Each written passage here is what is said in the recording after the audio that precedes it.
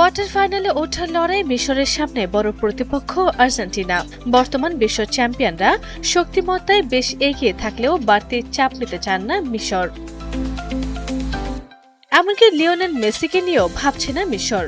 সহকারী কোচ ইব্রাহিম হাসান নিজেদের শক্তির ওপর ভরসা রাখার নির্দেশনা দিয়েছে দলটিকে।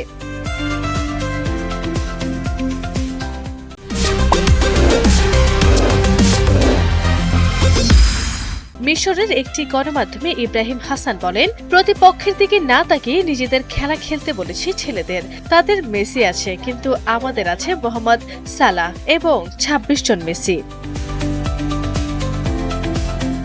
প্রতিটি ম্যাচই আমাদের কাছে লড়াইয়ের। প্রতিপক্ষ মেসি হোক বা অন্য কেউ, আমরা নিজেদের খেলাতেই মনোযোগ দিচ্ছি। যোগ করে তিনি আরও বলেন, খেলোয়াড়দের উদ্দেশ্যে কোচিং স্টাফদের বার্তা পরিষ্কার।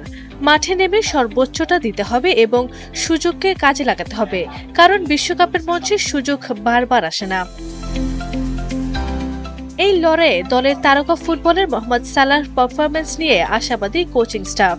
সাম্প্রতিক চোট কাটিয়ে ধীরে ধীরে নিজের সেরা ছন্দে ফিরছেন তিনি এবং দলের জন্য অনুপ্রেরণা হয়ে উঠছেন মোহাম্মদ সালাহ। আরবি ইসলাম হিমু, এনটিভি অনলাইন।